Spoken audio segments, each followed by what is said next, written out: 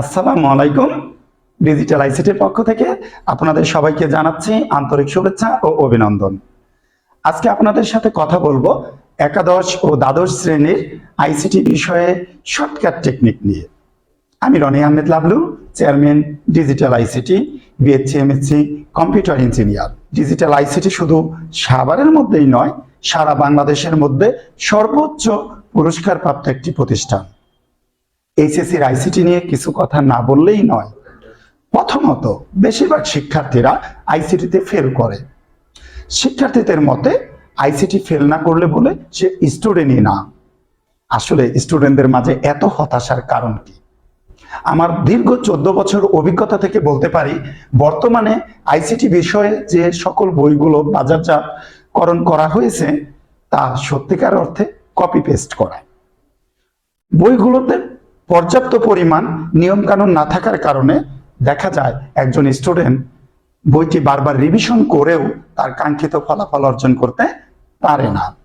একজন শিক্ষার্থী যখন পরীক্ষার প্রশ্ন দেখে, কোথা থেকে প্রশ্নগুলো আসছে, কিভাবে করতে হবে, কোন রুলসে করতে হবে, দেখা যায় তার পক্ষে বুঝে ওঠা সম্ভব হয় না।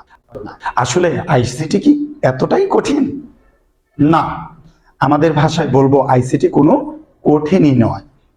আমি শুধু একটি কথাই চ্যালেঞ্জ করে বলতে পারি, আমাদের যে বোঝানোর সিস্টেম, যে শর্টকাট টেকনিক, তা যদি কোনো স্টুডেন্ট একবার দেখে থাকে, ইনশাল্লাহ আগামী বোর্ড পরীক্ষা পর্যন্ত ভোলার কথা নয়। আমি দীর্ঘদিন গবেষণা করে আইসিটি সাবজেক্টকে এমনভাবে শর্টকাট মেথডে নিয়ে আসতে সক্ষম হয়েছি যে যদি কোনো শিক্ষার্থী বা শিক্ষকগণ এই শর্টকাট টেকনিক যদি রপ্ত করে, দেখা যায় ইনশাল্লাহ শিক্ষার্থীরা অবশ্যই ভালো রেজাল্ট করবে। তেমনি ভাবে একজন শিক্ষকও খুব মজা করে তার ক্লাসে পাঠদান করাতে পারবেন। আমি আপ্রাণ চেষ্টা করেছি যেন আমার চ্যানেলটিতে প্রতিটি অধ্যায় স্টেপ বাই স্টেপ তুলে ধরার জন্য। চলুন এবার দেখে আসা যাক আমরা বোর্ড পরীক্ষায় কোন অধ্যায় থেকে আমরা অ্যান্সার দেব। আমাদের আইসিটি বইতে টোটাল অধ্যায় হচ্ছে 6টি। থার্ড চ্যাপ্টার থেকে 2টি সেট হয়, ফিফথ চ্যাপ্টার থেকে 2টি সেট হয়, আর বাকি 4টা চ্যাপ্টার থেকে 4টা সেট হয়। টোটাল হলো 8টি, আমরা অ্যান্সার দেব 5টি। ক্রিয়েটিভে 10 করে মার্ক, টোটাল হচ্ছে 50, আর এমসিকিউতে 25 মানে 25, আর প্র্যাকটিক্যালে 25, টোটাল হচ্ছে 100। কিন্তু আমরা বোর্ড পরীক্ষায় বেশিরভাগ কি করি যে তৃতীয় পঞ্চম থেকে আমরা টোটালি অ্যান্সার দেই না। আসলে কি তাই? তৃতীয় পঞ্চম থেকে যেখানে 4টে সেট হয়, আমরা যদি এখান থেকে অ্যান্সার না দেই তাহলে আমরা কিভাবে একটা ভালো রেজাল্ট করা সম্ভব? আসলে তৃতীয় অধ্যায় পঞ্চম অধ্যায় থেকে 13টি এমসিকিউ আসে, আর বাকি 4টা অধ্যায় থেকে 12টি এমসিকিউ আসে। টোটাল এমসিকিউ কয়টি? 25টি।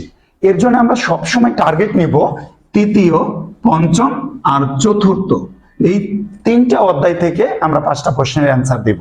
ইনশাল্লাহ দেখা যায় এখানে 50-এর ইজিলি আমরা 50-এ 50 পেয়ে যাব, না হলেও অন্তত 45 আপ পাবো। এছাড়াও আমাদের ক্লাস বুঝতে যদি কোনো প্রবলেম হয়ে থাকে অবশ্যই কমেন্টস বক্সে জানাতে পারেন। ইনশাল্লাহ খুবই দ্রুতই আমরা উত্তর দেওয়ার চেষ্টা করব। এখনো যারা আমাদের চ্যানেলটিতে সাবস্ক্রাইব করেননি, এখনই সাবস্ক্রাইব করে আমাদের পাশে থাকুন এবং পরবর্তী আপডেট কোনো ভিডিও পেতে পাশে থাকা বেল আইকনটি ক্লিক করুন। ধন্যবাদ।